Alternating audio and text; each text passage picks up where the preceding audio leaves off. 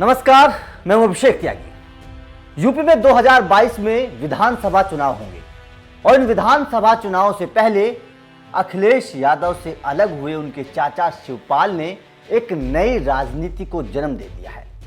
वो राजनीति क्या है कि शिवपाल ने साफ कर दिया है कि 2022 के चुनाव वो अपने भतीजे के साथ नहीं बल्कि असदुद्दीन ओवैसी की पार्टी के साथ लड़ेंगे। शिवपाल ने कहा है कि असदुद्दीन ओवैसी की पार्टी धर्मनिरपेक्ष है और इस वजह से वो यूपी में 2022 के विधानसभा चुनावों में उनके साथ गठबंधन करके चुनाव लड़ेंगे।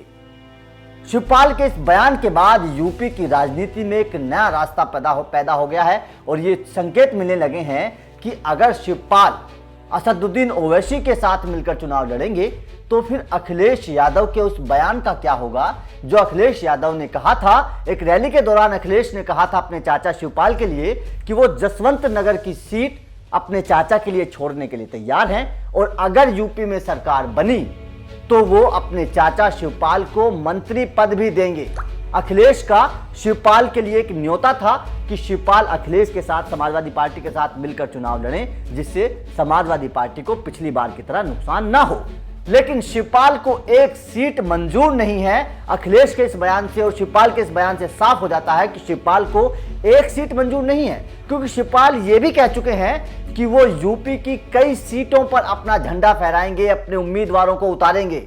मतलब साफ है, शिवपाल की इस बयान से मतलब साफ है, संकेत साफ मिल रहे हैं कि शिवपाल एक सीट से मानने वाले नहीं हैं और अखिलेश को पूरी तरह से टक्कर देंगे, क्योंकि जिस तरह से शिवपाल ने कहा है कि वो समाजवादी पार्टी के साथ ना चुनाव लड़कर असदुद्दीन ओवैसी की पार्टी के साथ चुनाव लड़ेंगे।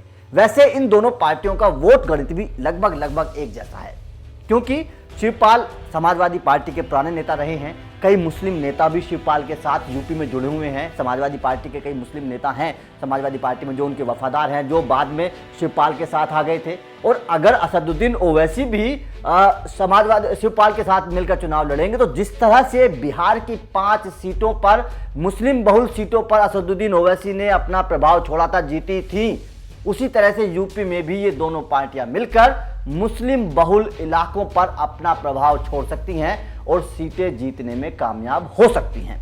और इसी बात की चिंता अब अखिलेश को सताने लगी है कि अगर शिवपाल ने असदुद्दीन ओवैसी के साथ मिलकर चुनाव लड़ा तो फिर उनकी सीटें कम हो जाएंगी और इसका फायदा कहीं ना कहीं बीजेपी को भी हो सकता है, क्योंकि मुस्लिम बहुल इलाकों पर अगर ये दोनों पार्टियां मिलकर लड़ेंगी तो कहीं ना कहीं अखिलेश यादव और मायावती की वोटों को काटेंगी और अखिलेश यादव अगर मायावती की वोटें अगर कटी तो उसका फायदा बीजेपी को होगा और बीजेपी दोबारा से यूपी में सरकार बनाने के लिए आगे बढ़ जाएगी। ये शिवपाल के नए राजनीतिक जो गतिविधियां हैं, जो संकेत मिल रहे हैं, उनसे बात साफ हो जाती है। वैसे जिस तरह से अखिलेश ने चाचा को मनाने की कोशिश की थी, कहा था कि जसवंत नगर सीट, क्योंकि जसवंत नगर सीट से शिवपाल लगातार चुनाव लड़ते रहे हैं और जीतते रहे हैं। पिछली बार भी उन्होंने जसवंत नगर सीट को चाचा शिवपाल के लिए छोड़ा था, लेकिन इस बार जिस तरह से अखिलेश ने कहा कि केवल एक सीट हम दे देंगे उन्हें और अगर सरकार बनी तो मंत्री पद भी दे देंगे, लेकिन शिवपाल मानने वाले नहीं हैं और उन्होंने असदुद्दीन ओवैसी के साथ मिलकर चुनाव लड़ने के लिए जो संकेत दिए हैं उससे साफ हो जाता है कि अखिलेश के लिए आने वाला वक्त मुश्किलों भरा रहेगा और इसका फायदा हो सकता है बीजेपी को मिल जाए।